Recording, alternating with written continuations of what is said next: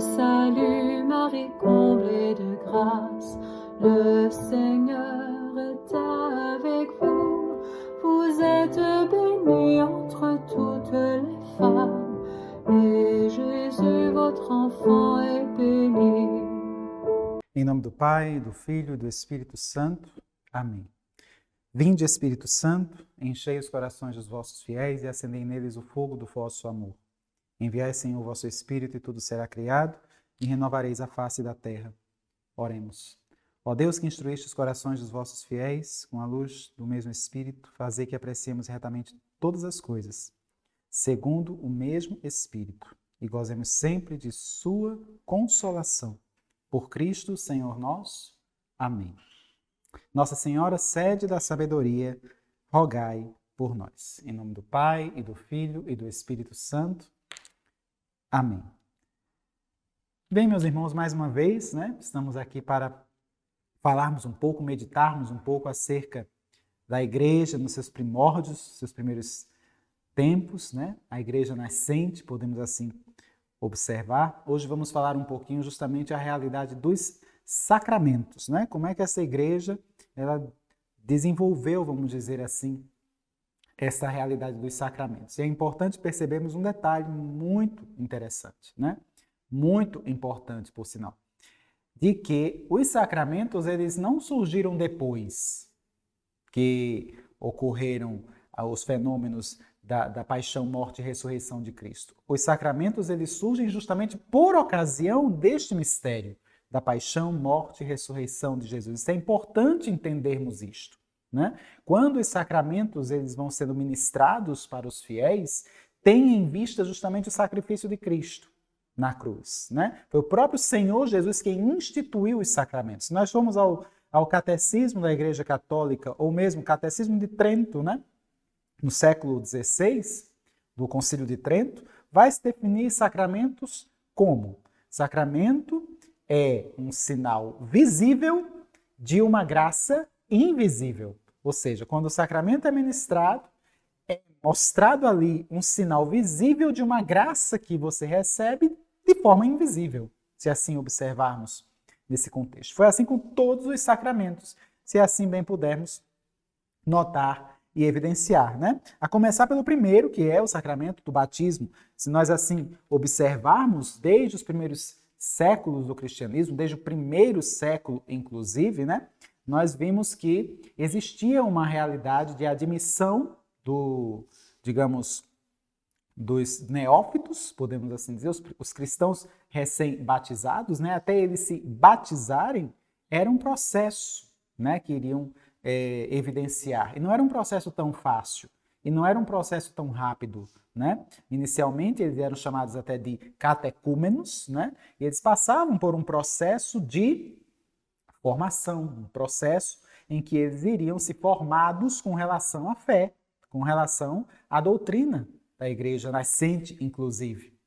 Então, muitas vezes esse processo durava até, quem sabe, 2 anos. Eles conviviam com os cristãos, viam como eram os costumes, participavam de alguns momentos da celebração, mas eles passavam por um processo que nós chamamos de catecumenato. Isso já existia desde os primórdios do cristianismo, se assim observarmos. É claro e evidente que naquela época, no início mesmo do cristianismo, também se batizavam crianças. A igreja era uma realidade que apresentava poucos fiéis, vamos dizer assim, em relação ao que veio a seguir, mas se nós notarmos, por conta disso, a regra, o geral, era de se batizar mesmo adultos, Conforme fosse crescendo a igreja, começava também o batismo das crianças, e o quanto antes se batizavam crianças. Então, normalmente, para que aquele adulto pudesse ser batizado, ele precisava passar por um processo de formação, de catecumenato, Podemos assim observar. E as crianças, que muitas vezes eram batizadas, às vezes até recém-nascidas, crianças pequenas, após o batismo, elas também tinham que passar por um processo de catecumenato, de formação. Isso é importante observarmos. E é interessante também percebermos que muitas vezes o batismo ele era ministrado e logo em seguida era ministrado o sacramento da confirmação.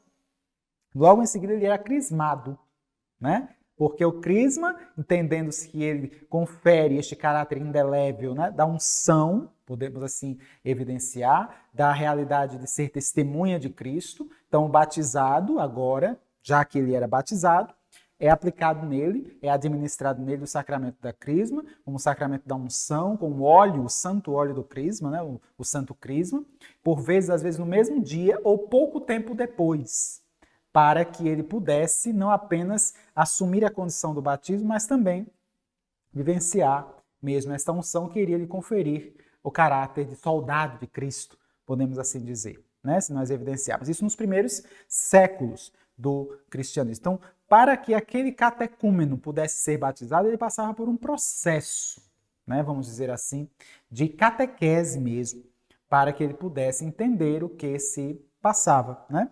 Interessante também observarmos até mesmo a condição da missa, né? A celebração que era realizada nos primeiros tempos do cristianismo. Se nós observarmos e fizermos assim uma espécie de comparação com os tempos atuais, nós vamos perceber que a estrutura da missa ela é bastante antiga mesmo, né? Ela não mudou. A estrutura da missa ela permanece tal como nós observamos já nos primeiros séculos do cristianismo, pelo menos a estrutura mais basilar, podemos assim dizer, da Santa Missa. Mas é interessante percebermos que essa realidade daqueles que ainda não tinham sido batizados, mas que eram candidatos a se batizarem, né? Isso desde os primeiros séculos do cristianismo, existia todo um processo, como havia dito para vocês, né? A realidade, inclusive, de se evidenciar a forma de como eles deveriam ser tratados na própria missa, né? Se assim observarmos. Então, por exemplo, a missa começava, os catecúmenos eles ficavam na celebração apenas durante o rito da palavra, durante a realidade da pregação da palavra, né? Das leituras do evangelho, até a realidade da oração dos fiéis. Passavam pela realidade do sermão, da homilia, mas quando fosse iniciar a liturgia eucarística, eles eram convidados a se retirarem, porque a liturgia eucarística caberia apenas para aqueles batizados. Era o rito para os batizados. Então, os catecúmenos, eles eram retirados ali, eles saíam, eles deixavam a assembleia, a cerimônia, porque eles deveriam ficar apenas até a parte ligada à palavra, porque está muito ligada à realidade do anúncio, a realidade do querigma, a realidade da pregação do evangelho. Mas a realidade de participar do banquete só quando fossem batizados. Isso é interessante observar que esse costume já se evidenciava desde o tempo dos primeiros séculos do cristianismo, século I, século II. Depois é que isso vai sofrendo algumas alterações. Interessante percebermos isso. Mas é muito importante que nós também possamos observar um detalhe que corresponde justamente a alguns documentos que já existiam no início dos primeiros tempos do cristianismo e que norteavam, muitas vezes, algumas realidades dos ritos. Como eu já havia mencionado para vocês, aqui eu lido com este livro, né, da editora Paulus, que vai lidar com a chamada patrística, que vai falar dos padres da igreja. Esse é o primeiro volume de uma imensa coleção que essa editora tem editado, né? E neste primeiro volume ele vai tratar de padres que chamamos de padres apostólicos, aqueles padres da igreja, os primeiros pais da igreja, vamos dizer, que tinham contato com os apóstolos. Por isso tem esse nome, padres apostólicos. E aí eu cito, por exemplo, Inácio de Antioquia, eu cito, por exemplo, Clemente Romano, que é o quarto papa da igreja, eu cito Pápias, né? Pastor, Hermas, na verdade, pastor é a obra que Hermas escreve. Então você vê que eles são padres que tiveram contato com os apóstolos. O próprio santo São Policarpo de Esmirna, né, que foi martirizado por volta do ano 155, teve contato com os apóstolos, se assim observarmos. Então, por isso são chamados de padres apostólicos. E dentro deste primeiro volume, ele vai citar aqui um documento que nós vamos chamar de Didaqué, né? Didaqué significa instrução, em grego, né? Podemos assim dizer. É a instrução dos 12 apóstolos. Algumas tradições bem antigas vão dizer que ele corresponde ao primeiro catecismo da igreja, que data aproximadamente entre o século I e o século II. Na verdade, ele foi descoberto no século XIX, né? mas se faz referência justamente ao primeiro e ao segundo século. Então ele ganha importância histórica muito grande, porque talvez tivesse sido compilado por algum cristão que talvez fosse até contemporâneo dos apóstolos, né? A chamada didaqué, né? A instrução normativa. E aqui, por exemplo, ele vai tratar até mesmo de como devem ser celebrados, por exemplo, a realidade do sacramento do batismo. Ele vai falar justamente essa condição. Quanto ao batismo, procedam assim. Depois de ditas todas essas coisas, batizem em água corrente, em nome do Pai, do Filho e do Espírito Santo. Se você não tem água corrente, batize em outra água. Se não puder batizar em água fria, faça-o em água quente. Então você vai notando que já existia assim uma espécie de normatização de como deveria ser a realidade do batismo, né? Na falta de uma e outra, ou seja, água fria ou água quente, derrame 3 vezes água sobre a cabeça, em nome do Pai, do Filho e do Espírito Santo. Antes do batismo, tanto aquele que batiza como aquele que vai ser batizado, e se outros puderem também, observem o jejum. Aquele que vai ser batizado, você deverá ordenar jejum de 1 ou 2 dias. Então você vê uma certa normatização com relação à forma de ministrar o sacramento. É isso que é interessante percebermos aqui nesta condição que diz respeito aos chamados catecúmenos, né? Aqueles que iriam ingressar na igreja. Isso aqui você percebe que é um tipo de costume que se é evidenciado bem no final do século I, já se notava esses registros, né? Para o século II também. Então você nota esta condição. E no dia do batismo daquela pessoa, né, que iria agora, a partir de ser batizada, iria ser chamada de cristã, no dia do batismo ela precisava decorar, vamos dizer de cor, o símbolo apostólico, né? O símbolo dos apóstolos. Creio em Deus Pai Todo-Poderoso, Criador do céu e da terra. Ela precisava dizer de cor já esse símbolo, ou seja, este símbolo dos apóstolos, ele já é datado, né? Desde os primórdios do cristianismo. Símbolo como nós conhecemos hoje, né? Claro que a redação vem por meio daquilo que era pregado até mesmo em Roma, né? Do credo de como nós temos hoje, mas o credo apostólico, podemos assim dizer, dos primórdios, ele não tem muita diferença do credo, do símbolo dos apóstolos que nós somos acostumados a rezar na Santa Missa todo domingo, né? Esse símbolo dos apóstolos que professa a nossa fé. O batizando, né, aquele que vai ser batizado, ele deveria professar esta oração de cor perante aquela Assembleia reunida para antes de fazer efetivamente o batismo. E também a oração do Pai Nosso era uma oração também que ele precisava já evidenciar por ocasião do seu batismo. Então você vê alguns costumes que já eram feitos naquele tempo, naquele contexto, né? Naquela época, como nós podemos perceber aqui com relação a didaqué. É bem interessante também notarmos a referência que se faz com relação à Eucaristia, né? Entendendo-se que a Eucaristia corresponde à carne de nosso Senhor Jesus Cristo, como o próprio Santo Inácio de Antioquia vai falar, né? Já no final do século I para o começo do século II, Santo Inácio de Antioquia, ao escrever aos esmirnenses, ele também vai se referir à Eucaristia e veja o que ele diz acerca da Eucaristia. Eles se afastam da Eucaristia e da oração. Fala para daqueles que não creem na Eucaristia.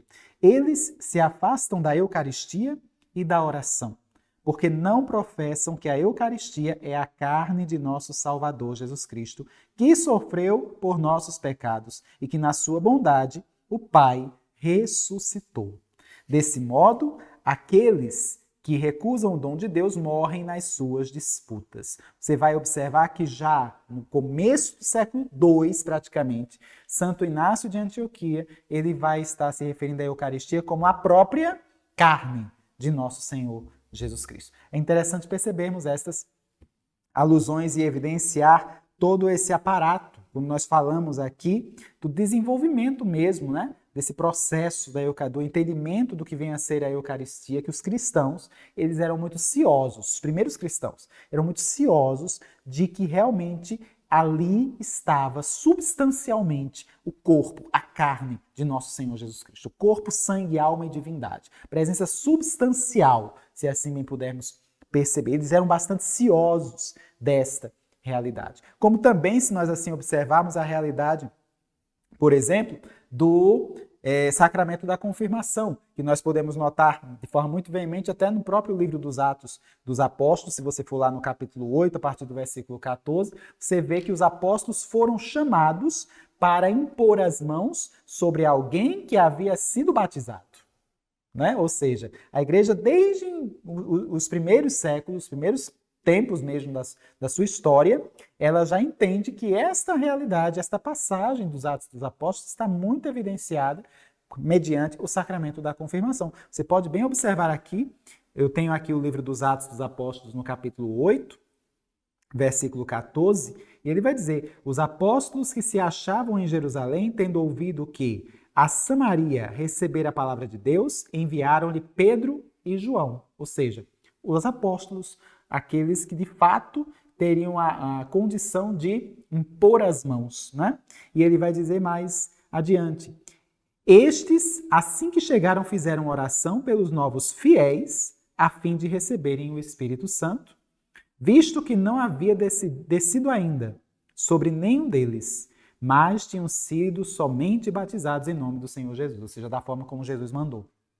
Então, se você notar esta realidade, você vai perceber essa condição. Os apóstolos, eles impuseram as mãos sobre aqueles fiéis, já eram batizados, a fim de que eles recebessem o Espírito Santo. Então, você vai observando esta realidade, uma unção nova, uma unção diferente, que vai sendo aplicada ali mediante a imposição das mãos por parte dos apóstolos. Então, você percebe esta realidade, esta condição no que diz respeito ao sacramento da crisma, né? Ou o sacramento da confirmação, né? Como nós podemos evidenciar. Então, vamos observando que logo nos primeiros séculos vai se trabalhando mesmo o estabelecimento da Páscoa, o estabelecimento do dia da Páscoa, né? O estabelecimento dos demais dias de guarda, se assim notarmos toda esta condição dentro de todo este aparato, né? Se nós observarmos essa formação catequética, né? A missa, justamente nos primeiros séculos, se assim bem observarmos, o rito, se nós notarmos o rito inicial da missa, nós teríamos justamente essa parte inicial, a missa dos catecúmenos, né? Que era uma espécie de introdução ao sacrifício, em que iria, inclusive, se realizar aquele momento, aquela entoação do Kyrie, daquilo que corresponde hoje ao Kyrie eleison, né? Pedindo mesmo perdão dos pecados. Nisto, os catecúmenos, eles estariam presentes, participando. Depois nós teremos a condição do Glória. Você vai notar, inclusive, que o Glória in excelsis Deo, né? Ele é antiquíssimo, se assim observarmos. Há registros deste canto do Glória, datado do século II, na época do Papa Telésforo, Papa São Telésforo, né? O Papa Telésforo, ele pontificou ali mais ou menos no ano 150, né? São Policarpo de Esmirna ainda estava até vivo. Então você vai observar que o Glória é datado desta época. Então no século II já se cantava o Glória in excelsis Deo com pequenas variações da fórmula que nós temos hoje na Santa Missa. Então se note como nós estamos falando de algo que nós celebramos hoje, mas que grandes mártires, grandes santos celebraram no início da igreja.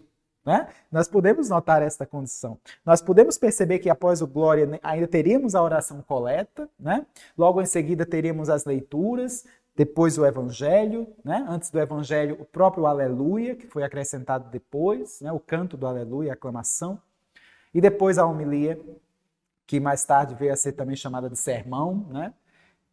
Dentro desse contexto após o Evangelho. O sacerdote, ele depois invocava a oração dos fiéis e pedia logo em seguida para que os catecúmenos se retirassem, porque ali ficariam apenas os batizados. E logo após esse momento da liturgia da palavra, começando a liturgia eucarística, todos se calavam. O diácono já não mais abria a boca, os fiéis se calavam, só quem falava era o bispo, que iria realmente introduzir o mistério do sacrifício de Cristo, dentro já daquele contexto do primeiro e do segundo século, se assim observarmos, né?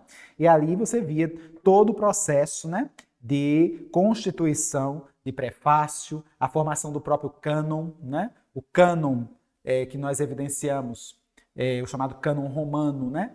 E nós vemos lá, atualmente hoje vemos o cânon que é datado da época de Santo Ambrósio, né? No século IV, podemos assim dizer. Mas nos primeiros tempos do cristianismo também existia um outro cânon ainda mais antigo, né? Mais simples, muito belo por sinal, correspondente ao cânon que é datado ali do tempo do Papa Eutiquiano, Santo Eutiquiano. Estou falando aqui mais ou menos do ano 270, 275, mais ou menos, quando Santo Eutiquiano, o Papa, ele era pontífice na época em que já se rezava com um cânon, né? Podemos assim evidenciar, com a oração eucarística, se assim notarmos, já bem elaborada, bem estabelecida. Então você vai notando que aos poucos, né, alguns ritos vão surgindo no contexto da missa, né? Alguns componentes da Santa Missa vão se somando, por assim dizer, podemos observar. O rito era tão belo, se assim notarmos, nesses ritos antigos, que até mesmo o próprio Papa Gregório,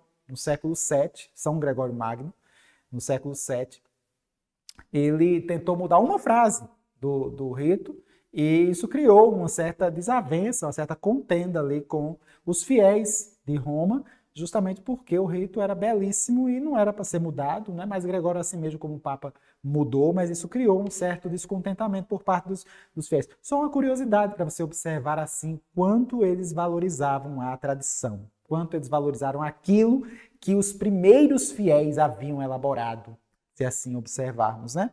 Então nós vemos todo esse aparato. Isso dentro do ponto de vista até mesmo da própria missa, né? Todas essas realidades e experiências eu registro aqui, que são evidenciadas a partir de estudos feitos por exemplo, Daniel Hopes, que é um grande historiador da história da igreja mesmo, né? Um estudioso da história da igreja dentro desse contexto aqui, em que ele realmente fez um trabalho monumental com relação a história da igreja em todas as suas épocas, né? Se assim bem pudermos perceber. Então, você nota esta condição, né? Lembrando que a igreja, nos seus primeiros séculos, a língua que se falava, né, era o grego. Depois é que ela vai sendo substituída aos poucos pelo latim, né? Se observarmos. Mais adiante, nós podemos notar, por exemplo, outras realidades sacramentais, outras realidades de sacramentos, né? Como, por exemplo, a própria forma de como eles rezavam, a forma de se fazer penitência,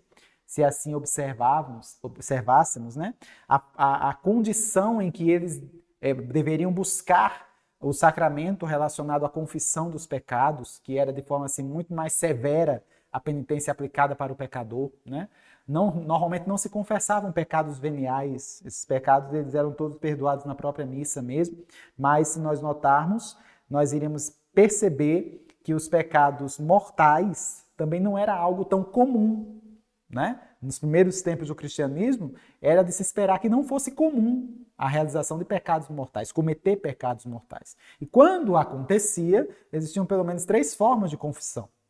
A confissão pública, que era exclusivamente para aqueles que estavam em pecado público, e confessar publicamente seu pecado já era uma penitência, né? Porque era uma humilhação ali. Confessar para os fiéis em geral. A confissão pública, nos primeiros séculos eu estou me referindo. Até mesmo aquilo que São Tiago fala na sua epístola, né? Confessai mutuamente os vossos pecados uns aos outros, né? Ele fazia essa menção e essa referência. Se nós observarmos a carta de São Tiago, já no finalzinho de sua carta, ele vai falar acerca disso. Mais adiante, você também vai observar uma outra forma de confissão, que era aquela confissão em que o penitente ficava apenas junto com o seu bispo e o clero. Ele confessava os seus pecados apenas para o bispo e o clero, né? E existia a confissão mais privada, em que era realizada apenas com o próprio sacerdote, e que por vezes as penitências aplicadas eram penitências que não duravam apenas algumas horas, podemos assim dizer, mas uma penitência que durava anos, se assim observarmos. É necessário que você realize essa penitência por alguns anos, e aí ele norteava a penitência a ser aplicada. Então era algo muito mais severo, né? Tinha-se realmente o entendimento da condição de pecado, se assim observarmos aí dentro de todo esse processo. Então, é um mecanismo, né, se assim bem pudermos observar, para nortear, digamos assim, o sacramento da confissão, o sacramento da penitência, né? Se assim observarmos aí nesse contexto. Da mesma forma, nós podemos perceber, por exemplo, algo semelhante com o sacramento da unção dos enfermos, né? A chamada extrema-unção, como se evidenciava antigamente, até para fazer menção àquilo que São Tiago mesmo fala na sua carta. Se assim bem pudermos observar, São Tiago, quando ele vai se referir na sua carta, já no final de sua carta também, né? Ele vai falar justamente acerca desta realidade do sacramento da unção dos enfermos, quando ele diz aqui, no capítulo 5, versículo 13, alguém entre vós está triste? Reze. Está alegre? Cante. Está alguém enfermo? Chame os sacerdotes da igreja, e estes façam oração sobre ele, ungindo-o com óleo em nome do Senhor. A oração da fé salvará o enfermo, e o Senhor o restabelecerá. Se ele cometeu pecado, ser-lhe-ão perdoados. Confessai os vossos pecados uns aos outros e orai uns pelos outros para serdes curados. Está aqui, Carta de São Tiago, capítulo 5, versículo a partir do 13 até o 16. Você pode também meditar. A igreja vai vendo nessa realidade a necessidade de observarmos este sacramento aí da unção dos enfermos, que tem a ver com duas situações: cura e perdão dos pecados, né? O sacramento da unção não é o sacramento próprio para perdoar pecados, porque temos o sacramento da penitência, mas em situações extremas, como por exemplo já no leito de morte mesmo, né, esse sacramento ele também é eficaz, né, com relação ao perdão dos pecados. Ele traz frutos eficazes dentro deste sentido. E nós também podemos perceber a realidade mesma, própria, se assim notarmos, com relação à vida moral, do ponto de vista até mesmo dos casamentos, né? A realidade do casamento, tendo em vista que essa realidade matrimonial era bastante débil, né? Podemos assim dizer, do ponto de vista moral na Roma pagã, se assim observarmos, né? Mas aí você vai vendo que isto vai ganhando dignidade, esta realidade vai ganhando dignidade, até mesmo dentro da própria condição do cristianismo, que vai conferindo, inclusive, dignidade a este sacramento, né? O sacramento do matrimônio, que vai trabalhar justamente essa condição ligada a essa forma de como os cônjuges devem estar vivenciando esta realidade, né? E é interessante observarmos que dentro das próprias normativas, até a própria Didaquê vai mencionar, dentro das próprias normativas, os padres em geral, né, a igreja de forma geral, não vê com bons olhos, não via naquela época com bons olhos que um cristão se casasse com um pagão. Poderemos assim observar, por uma razão muito óbvia, né? O pagão teria outros costumes, outras realidades diferentes da realidade do cristianismo. Então não se via com bons olhos, não se aconselhava, né? Agora existia aquela condição de que a pessoa já era casada com aquele pagão e se converte ao cristianismo, que aí a igreja abria a concessão de manter o casamento, tendo em vista que já tinha acontecido, né? Mas nós percebemos que era mais viável que o casamento acontecesse basicamente entre os próprios cristãos mesmo, né? Diante desta realidade. É importante notarmos, fazemos uma alusão de que o casamento não é celebrado, o sacramento do matrimônio não é celebrado pelo padre ou pelo diácono. O sacramento do matrimônio, quem celebra o sacramento são os nubentes, vamos dizer assim, os cônjuges, né? O esposo, o noivo e a noiva, que serão ali esposo e esposa. São eles que vão celebrar o casamento. Não é o padre que celebra, né? Não é o diácono que celebra. O padre assiste o casamento. Assiste ali o sacramento, né? Se nós assim observarmos. É um sacramento que não é o padre quem realiza, mas são os próprios noivos, se assim bem pudermos observar. É interessante vermos esses pormenores, né, dentro desse processo. E até porque, né, dentro dessa Constituição, nós vamos notar muitas vezes que, do ponto de vista do casamento, às vezes acontecer de uma mulher, por exemplo, um caso curioso, né, de uma mulher que se converte ao cristianismo. Essa mulher traía, inclusive, o seu esposo, o seu marido, só que ele, pagão, ele se sentia humilhado, ele se sentia até mais humilhado porque esta sua mulher tivesse se tornado cristã, ele se sentia mais humilhado do que por causa da própria traição que ela cometera, né? E ele chegava até a implorar que ela deixasse o cristianismo para voltar à sua vida velha. Ele não ligaria se ela voltasse a ter uma vida com amantes. Você vê como o cristianismo era, de alguma forma, menosprezado, né? Ridicularizado, desaprovado por aquela Roma pagã. São realidades que nós precisamos ir observando dentro desse contexto. Então, são detalhes que nós vamos percebendo, costumes que a gente vai vendo ao longo dos primeiros séculos do cristianismo, se assim bem pudermos evidenciar. Mas na próxima aula, no próximo momento, nós vamos estar falando um pouquinho sobre a estrutura hierárquica desta igreja nascente. Como eram os seus quadros, né? Como era a sua formação hierárquica, podemos assim evidenciar, a sua organização em paróquias, em dioceses, a realidade dos bispos, a realidade do primado de Pedro, né? A realidade da sucessão apostólica de modo mais aprofundado. Nós iremos estar vivenciando um pouco sobre isso na próxima aula. Eu espero por você no próximo momento. Mas entreguemos à Virgem Maria, entreguemos a esta que é a sede da sabedoria todo o nosso estudo, para que nós possamos de forma efetiva estarmos caminhando e buscando mesmo este entendimento com relação à história da Igreja de Nosso Senhor Jesus Cristo. Ave Maria, cheia de graça, o Senhor é convosco. Bendita sois vós entre as mulheres, e bendito é o fruto do vosso ventre, Jesus. Santa Maria, Mãe de Deus, rogai por nós, pecadores, agora e na hora de nossa morte. Amém. Nossa Senhora, sede da sabedoria, rogai por nós. Em nome do Pai, do Filho e do Espírito Santo. Amém. Sainte Marie, Mère de Dieu, priez pour nous, pauvres pécheurs,